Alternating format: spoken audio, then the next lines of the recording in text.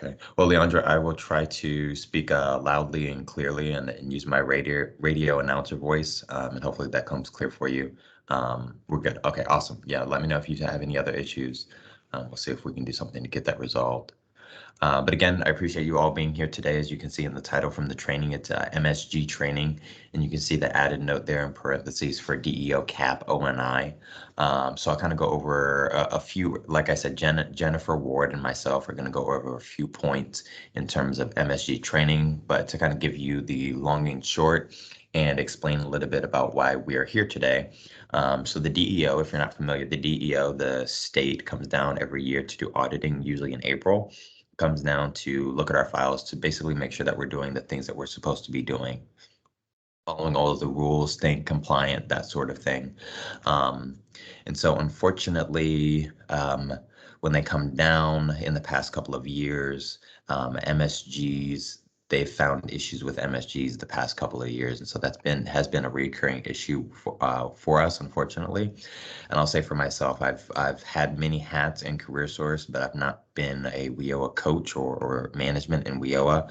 But I do understand being kind of on the outside, even MSG sometimes can be a little confusing of making sure how they get entered, what counts, what doesn't count. So we just want to make sure that we tighten up on that a little bit and prevent this from being a recurring issue. And so one of the first things I did want to touch on is kind of exactly the phrasing and how the DEO had an issue with how we were on what the issue that they found on measurable skills gain specifically when it came to last year. And so you can see here, it was a common issue. So this was identified across adults, youth, and special projects. So special projects would include things like IWT, ACE, a lot of the grant programs that we get, things like that. But as you can see, it was a common issue that was found across all of those programs. And so that's why it's definitely something we want to pay attention to and make sure it's not something that we address with just one department or one staff member. We want to make sure that everybody is up to date and aware of what is required of them and how to properly enter those MSGs so we don't get dinged for it. So you're going reading through it. You can see of the 22 adult cases of participants enrolled in education or training program, 3 of those participant files did not have an MSG recorded within the applicable program year. Additionally, documentation of the recorded MSG was not maintained in the participant case file in several instances. And so as we'll go over the requirements of that, you do have to have an MSG recorded within a program year, at least just one. But unfortunately, for those 3 cases that we reviewed, or that the DEO reviewed, there was no MSG for them in that program year. And then you can see that additional note as well. The MSG itself wasn't maintained in the case file, meaning when the DEO went to reference Atlas, the Atlas profile, unfortunately, that MSG was not in the profile either. And so we'll touch on a couple of things, but not only is it important that you make sure that you maintain Employ Florida and that data entry there, whether it's the MSG entry itself and the case note, but make sure that please that you're also storing the MSG that you're recording, make sure that you're using that in Atlas because that is supporting documentation that is required for us to maintain and hold on to. The second bullet there for WIOA of the 4 case files reviewed, unfortunately, none of those 4 had the MSG recorded in NEF within the applicable program year. And for the 8 adult special project case files reviewed, 5 of those participants did not have an MSG recorded within the applicable program year. So that's why I say you guys can see here that it is an issue. They did note for us as well, this is a recurring issue from the previous year. And so, it becomes incumbent upon us to kind of step back, take a look at what's working and what's not working, and take steps to make sure that this doesn't continue to occur. And so they're coming down next April in 2022 to look at our files for this past program year. And so we just kind of want to make sure that we're giving them the cream of the crop and that all of our files, no matter how that random sample comes out, that we have those MSGs recorded in the system for those participants, and also we're making sure that they're in their Atlas profiles as well. The second thing I want to touch on is kind of get you familiar with what the DEO is going to be asking.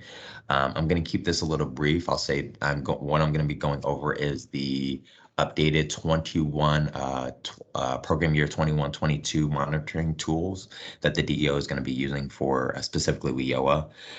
My team and myself are going to be doing training later in the month on all of the monitoring tools and going over any updates that may have been made from last year and getting staff up to date and understanding what the DEO is going to be looking for. And I think that may help you all do your job a little bit better. It may help explain why certain things are required of you, why you have to do things certain ways. So we do want to at least give you some exposure to this. But that's why I say we're going to be doing a full training later in the month. So please keep your eyes tuned for that one. But right now, just keeping focus on measurable skills gain.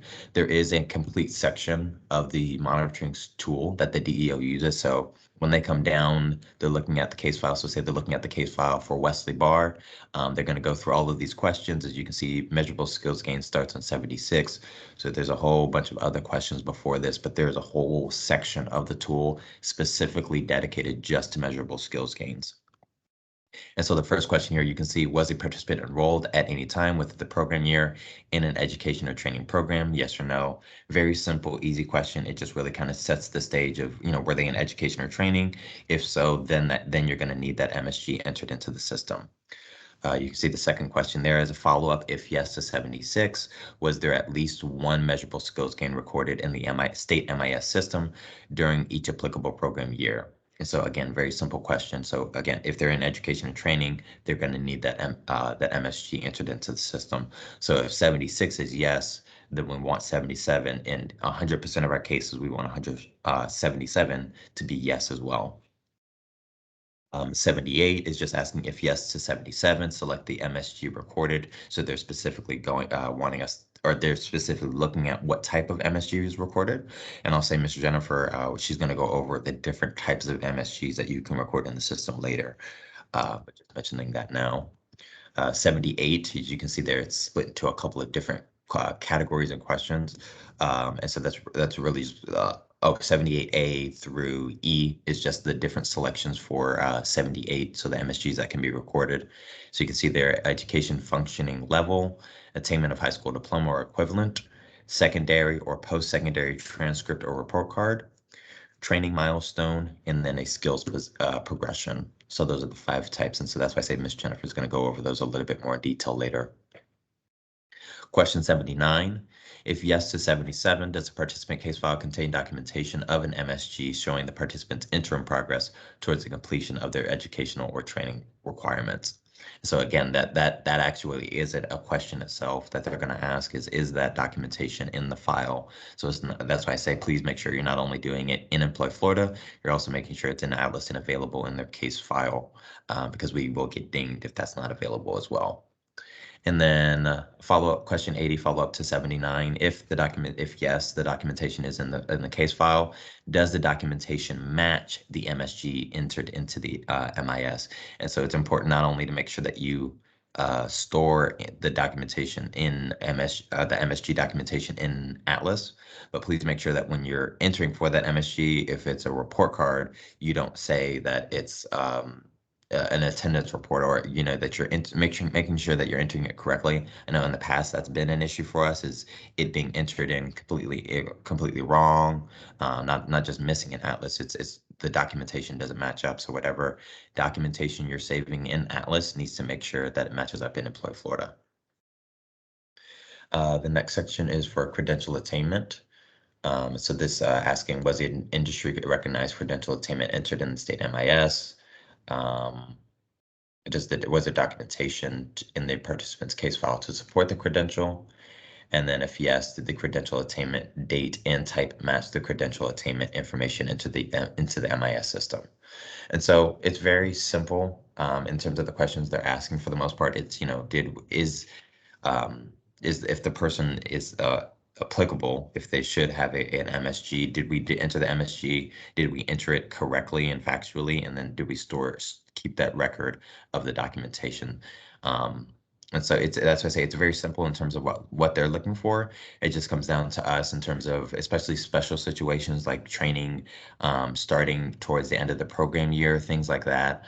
Just kind of cleaning those up and making sure that we have the MSGs entered into the Employ Florida, and then again making sure that we have them stored in Atlas and that they match up correctly and everything.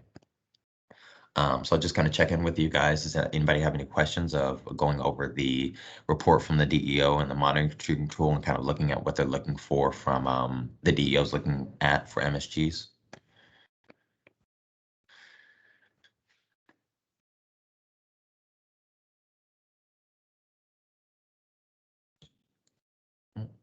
Doesn't look like any questions. All right. So I'll go on. One of the last things I'm going to mention before I hand it over to Ms. Jennifer, I'm going to mention the DEO Measurable Skills Gains Resource Guide. So this came directly from DEO about a year ago now, as you can see, December 2020. I've not seen an update. If they have any update, if they share any updates with us, absolutely we'll publish that and make sure that that gets dispersed to staff. I'll say if you haven't gotten this already, I'll make sure to share it with you all in the chat, so that way you guys can save it and use this PDF copy for your own. If you want to print it out, just keep a virtual copy. You can do that as well. Like I said, this is the Measurable Skills Gains Guide directly from DEO. I'm going to kind of cursory go through this. It is a very decent guide that goes through and explains, but I'll say Jennifer, if you're not familiar or met her before, we call her the WIOA Queen. She's been here a long time, and we appreciate her knowledge. And so that's why I say she's gonna break down MSGs a little bit better, I think, in a couple of minutes for you all, and then go through some examples as well in Employ Florida. So I did want to at least mention this to you all and go through it as a guide, especially it is from DEO, the people who do the monitoring. So it's, if we're going to get an answer or specific guidance, this is the best place that it's going to come from. So I did want you all to at least be familiar with this guide itself. As you can see, it's 14 pages. There are some guides that come from the DEO that are 100 plus.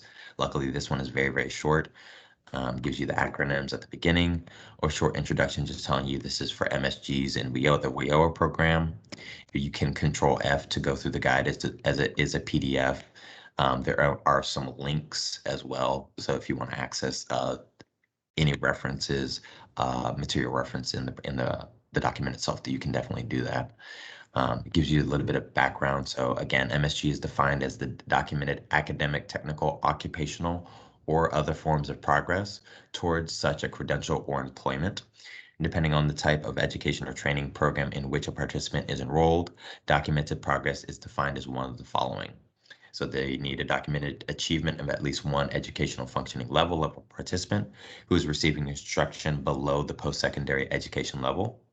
B, documented attainment of a secondary school diploma or its recognized equivalent. C, secondary or post-secondary transcript or report card for sufficient number of credit hours that shows a participant is meeting academic standards. D, satisfactory or better progress report towards established milestones from an employer or training provider who is providing training. Or E, successful passage of an exam that is required for a specific occupation or progress, or in attaining technical or occupational skills as evidenced by trade-related benchmarks, such as knowledge-based exams. And then I'm going to go ahead and skip section 5. That starts to get very technical. I would say if you've been here a while, you're very familiar with workforce. If you're interested kind of in the more behind the scenes data and in performance, I will leave it to you. That's why I said I'll share this guide with you, and you can go through that section 5, going over the measurable skills gains performance indicator. I would say, frankly, in terms of most pertinent for you all doing your job and in your day-to-day responsibilities, just making sure that you get that MSG recorded, that it matches what's in Atlas, that all of that is entered in correctly. That's what we're wanting to make sure and really review in this training today. The performance indicator can get a little overwhelming and be a little much. So that's why I say I'm going to leave that to you all to go over, but that gets very technical. It's like I say, it's more, as you can see in the title, it's more attuned to performance. And so it goes to then kind of break down a ratio for people who are in a training program, education or training program, how many participants are getting MSGs and working towards that. So that's why I say it's very technical, more on the performance, less so impacting you in terms of making sure that you're being compliant and entering the MSGs. And so I'm going to skip down and just kind of show you the MSGs here. Like I say, Jennifer is going to go over these in a little bit more detail, but here they go through and show the 5 different types and then giving you a definition of those as well. So you guys, I definitely encourage you to refer back to this if you're ever confused on if something counts as an MSG, can you use it? Can you enter it in the system? You get something from a customer, you don't know how it should be entered in the EF, you can definitely refer back to this guide or this recorded training in addition as well. But like I say here, you can see that they list out the 5 different types of MSGs. I do want to touch on this for you all kind of briefly and definitely encourage you to take a look at this further. Timeframe for inclusion, I think that this is a great tool for us because I know that we did in our response to the DEO on the CAP report that I read out earlier.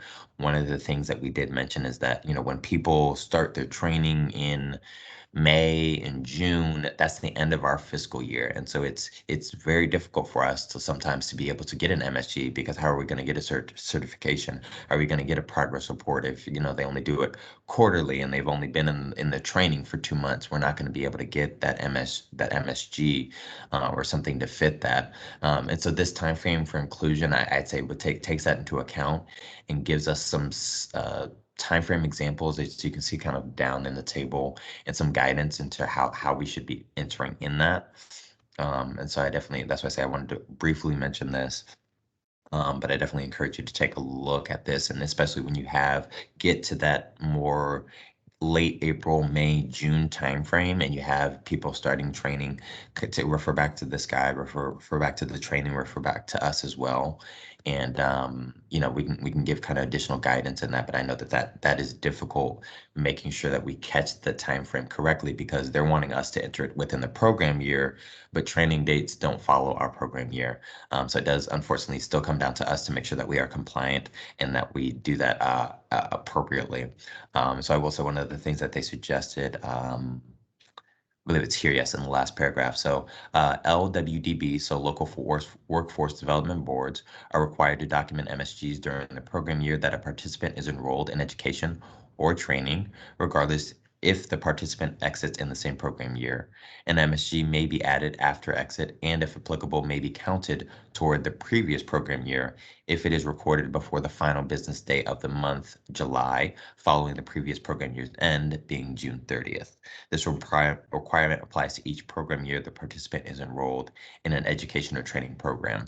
And so and unfortunately, it's not a lot of time. They don't give us, you know, especially with the way data entry is in Employ Florida, they don't give us a lot of time, but they do give us kind of an extra 30 days. So if we can't get something, they start training in, let's say May 26th. You know, if we can't get something in June, we still have 30 days or 31 days, excuse me, in July, 31 days in July until that last day of the month to be able to try and enter something in that would count towards that previous program year.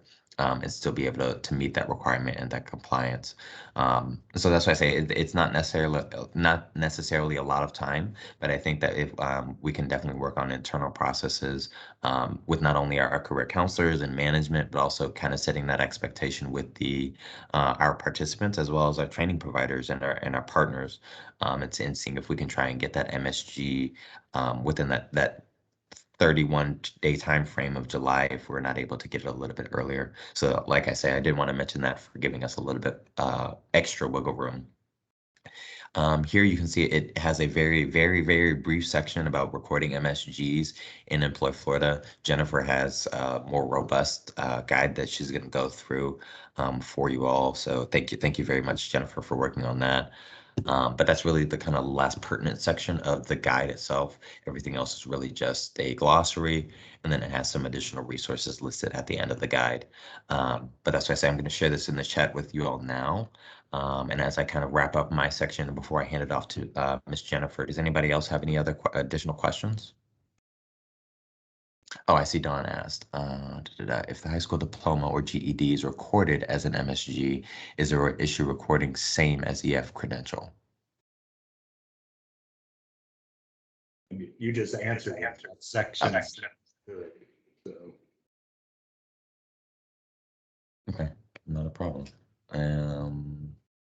Any other questions? If there are no other questions, I will go ahead and hand it off to Jennifer. So like I said, she's going to kind of break this down a little bit more, but I wanted to at least give you an introduction, kind of do a high level view of it, let you kind of see where the DEO is coming from, at least their perspective a little bit to help inform you guys. But, you know, as always, if you have questions, throw them in the chat and Jen and I will get to them. But I'm going to go ahead and stop sharing my screen and then hand it over to Jennifer Ward. Good morning, everyone. Thank you, Wesley, very much. That was a great presentation, and I highly suggest everyone review that DEO resource guide. It has really detailed information in it that will be very helpful. I'm going to try to present to you the short and skinny to break things down and make it simpler. So give me just a moment here. And everybody hearing me well? Yes, we're good, Jen. Okay, Jason, yes. Great. Do you see the presentation, MSG?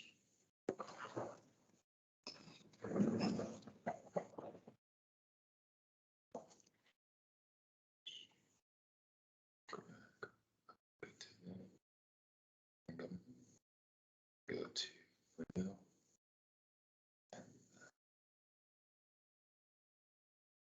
Just a moment.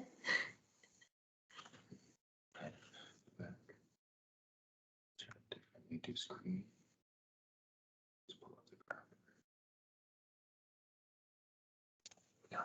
All right. All right, I have a PowerPoint for you, measurable skills gains.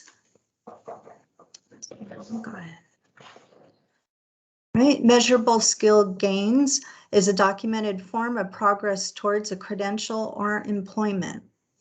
And there are 5 types of MSG outcomes, and only one is required to be entered for each program year that the participant is active and continues in education or training service.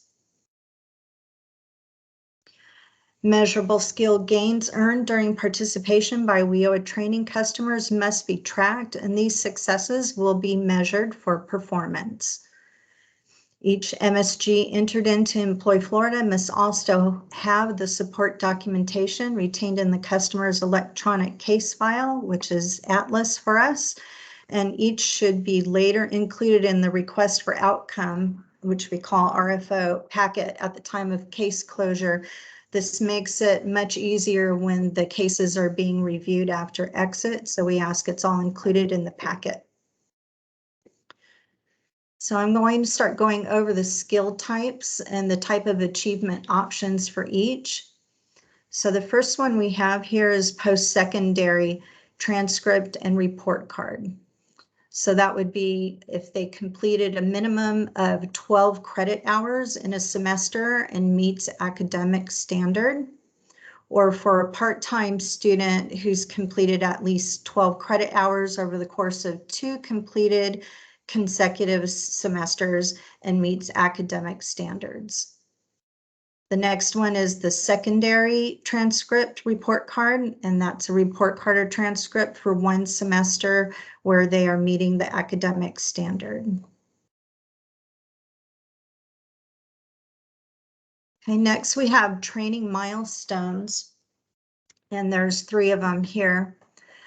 Could be achieved satisfactory or better progress report towards an established OJT training milestone not previously recorded. So this one is always used for the OJTs. Next is the one that is used for our registered apprenticeship programs, and that's when they've completed 1 year of the registered apprenticeship program and achieved satisfactory or better progress report. And then there are other training milestones that can be included under that category, and it just requires that you enter a description of what you're using. Sometimes that can be a letter from the employer or a progress report for a PWE instead of an OJT. Next is skills progression. And first option here is successfully completed a required exam for a particular occupation. Second, satisfactory progress in attaining technical or occupational skills as evidenced by trade-related benchmarks such as knowledge-based exams, and then other skills progression achievement. So this is used primarily for occupational skills training. So when they pass an exam, you would use this. Because their final credential that they get, like if it's for a licensure, that would be used in the actual credential portion.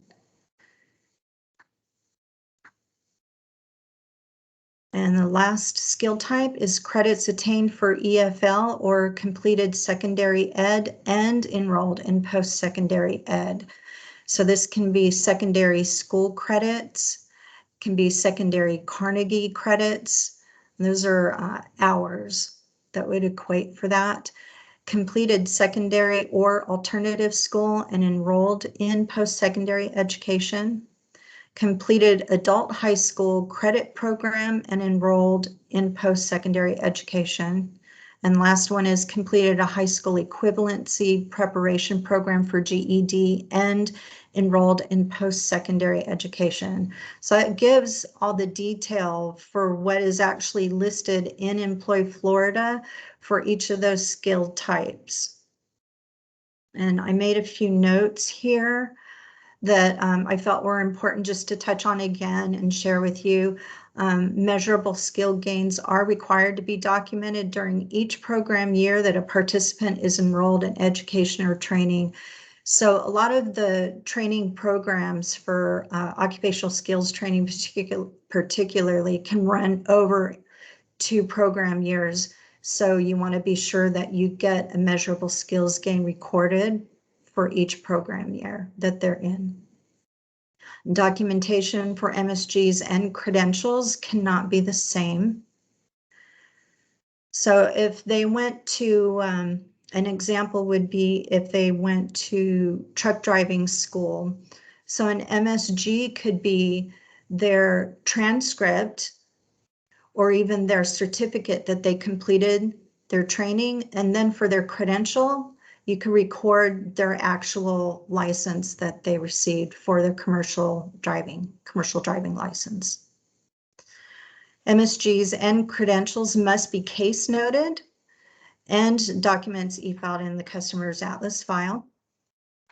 And all MSG and credentials must be included in the RFO packet at time of case closure, which I touched on briefly earlier. And that is the short and skinny. I'm going to show you in Employ Florida what it looks like. Does anyone have questions on this portion on the PowerPoint? Okay.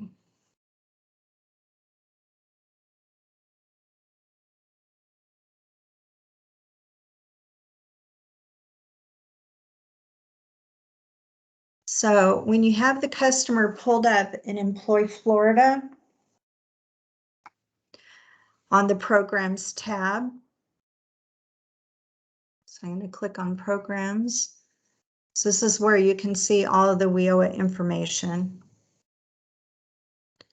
And cases open here. Here are the activities. And this person has done driving school. They completed on July 9th.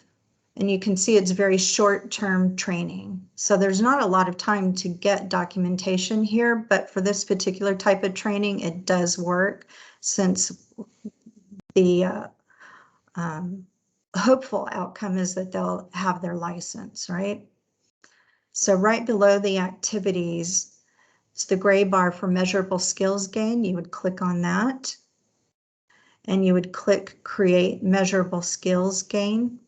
I'm going to show you that in just a moment, but you can see here where one has been recorded already for skills progression.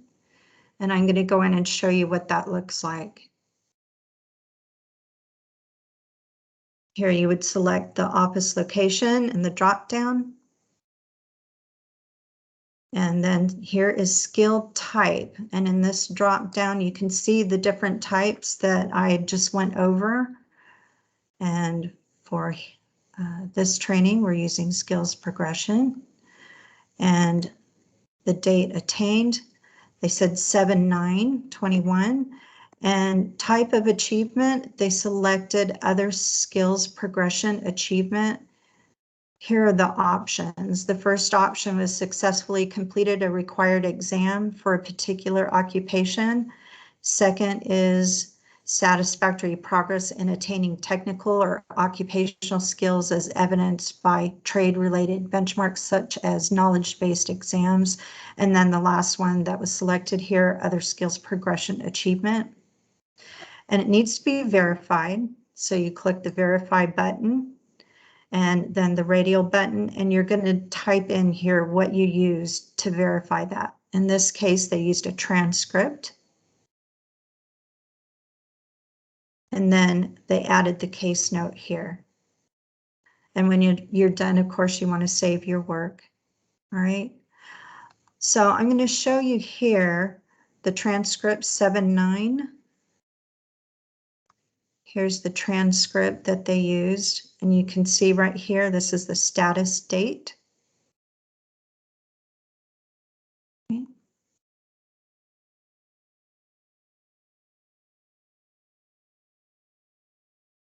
Let me close that. And then right below here for the credential, it has the same date, but it's different. They use the occupational skills certificate dated the same date, which is in their Atlas file. And here's what that looks like, dated 7/9. So that's how it would be done without it being duplicated in both MSG and credential. So when you're creating it, you click on create measurable skills gain. Let it think a moment. Select your office location, your skill type, put in the date that the skill was attained, your type of achievement, verify it, and then add your case note and save it. And then right after that, I would suggest the documentation that you're using for those gets immediately uploaded into Atlas, and then everything's in order. Right? Were there any questions?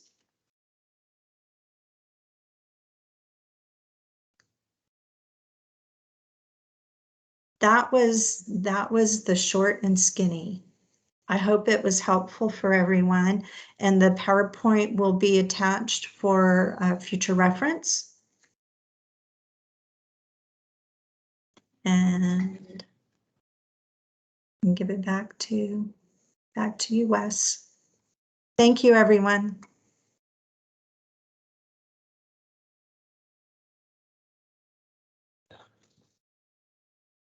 All right, thank you, Miss Jennifer. And again, I reiterating that I hope that was all beneficial to you. You got, if you had questions, concerns, confusion at all, that helped to alleviate some of that.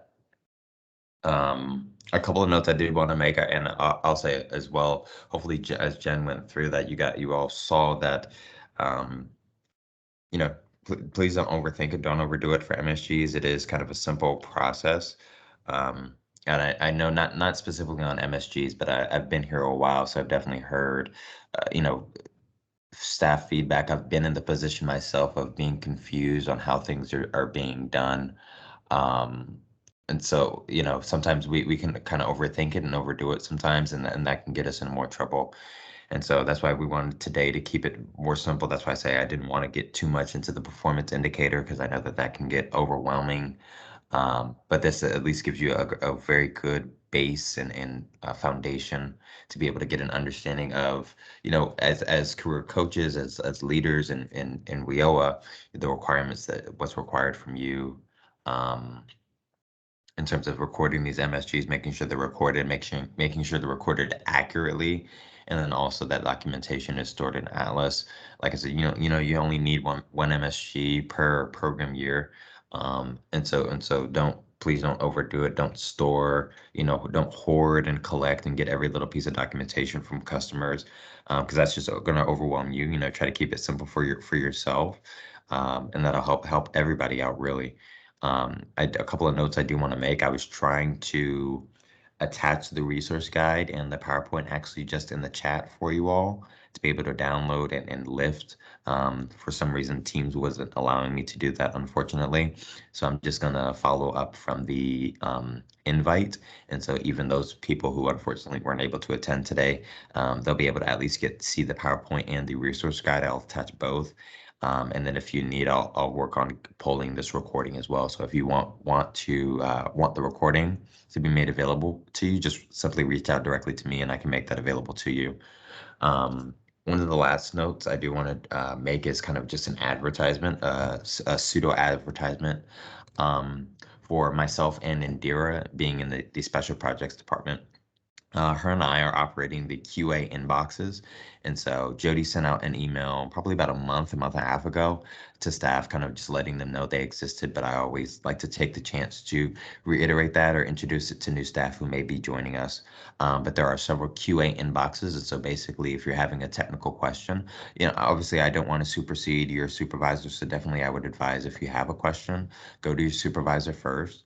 But if either the both of you are still confused or wanting some more clarity, especially when it comes to rules, regulation, compliance, policy type things, we have several QA inboxes that are set up for different departments. And so you can email those boxes directly, and then myself or Indira will jump on those questions and get back to you within about 48 hours or 2 business days, depending on how that breaks down. And so for you all, I will mention there is a QA, specifically a QA youth and a QA ADW. And so let me go ahead and write those emails in the chat for you all. QA. But like I said, I did want to at least mention these to you all, so as a resource for you to have, and that way in the future you can email us questions. That's what I say, please, definitely with respect to your managers and supervisors, they are very knowledgeable people, so please make sure that you reach out to them first. Still need further clarification, don't hesitate to reach out to these QA inboxes. I'm more than happy to assist. There's the ADDW one, and then I'm going to lift the youth one for you all now as well. And again, if there's no other questions, we're pretty much wrapped up. I'm glad we didn't take the entire hour. I didn't think we would. I expected, I will say I expected more questions, but I guess it is a good thing that we didn't get a lot of questions. So that means that you all are understanding. We're kind of on the same page. But again, if you have any questions, please feel free to reach out to us, and we're more than happy to assist. And that one is the youth email there for you. So definitely go ahead and take a note of those emails. Like I say, if you have any questions in the future, feel free to reach out to myself. I'm going to go ahead and follow up with the guide for you all. But if there's no further questions, I appreciate your time. Happy hump day. Enjoy the rest of your week. And if I don't see any of you lovely folks before next week, happy Thanksgiving. I hope you enjoy your holidays. Thank you, Wes. Thank you, Jen. Happy holidays. You're very welcome. Everyone have a good one. Bye. Great training. Thank you. Thank you.